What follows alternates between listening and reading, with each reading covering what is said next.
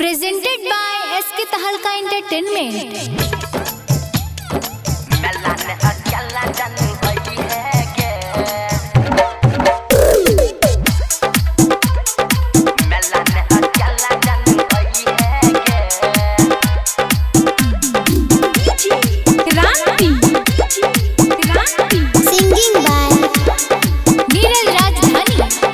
सोच देखा बोले आई है गे, सोच देखा बोले आई है गे, मैया जी के चुंदरी चढ़ई है गे, मेला में अकेला जानू आई है गे, चेहरा तू आपन देखई है गे, चेहरा तू आपन देखई है गे, मैया जी के चुंदरी चढ़ई है गे, मेला में अकेला जानू आई है गे।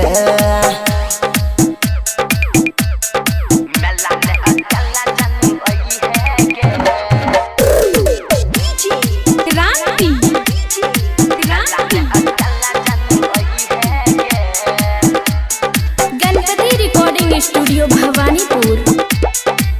Singing by Neeraj Rajdhani. मिल के बढ़िया मिलल बहाना मनत करबई माँ से गे, कलसा बैठतै पूजा होतै कल्हे करे जा बिहान गे।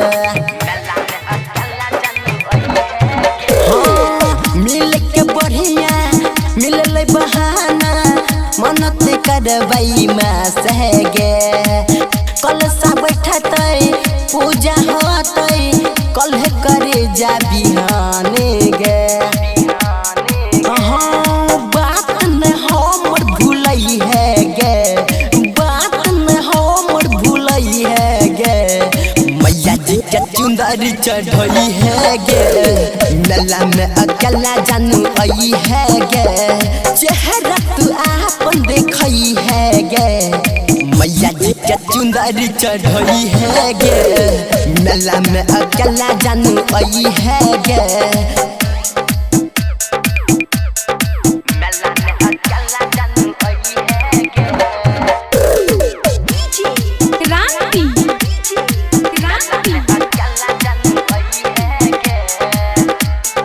Ganpati recording studio Bhawanipur.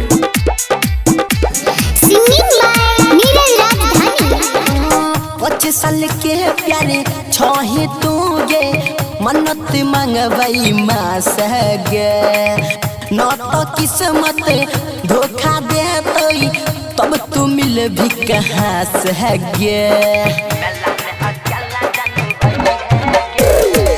25 साल के प्यारे छही तू गे, मन्नत मांगबई माँ से गे, न तो किस्मत धोखा देतई तब तू मिल भी कहाँ से गे। कुछ सर बन नीर से कई है गे, कुछ सर बन नीर से कई है गे, मैया जी के चुंदरी चढ़ई है गे, मेला में अकेला जानू आई है गे, चेहरा तू आपन देखई है गे, मैया जी के चुंदरी चढ़ई है गे, मेला में अकेला जानू आई है गे। Mix by Ajay star.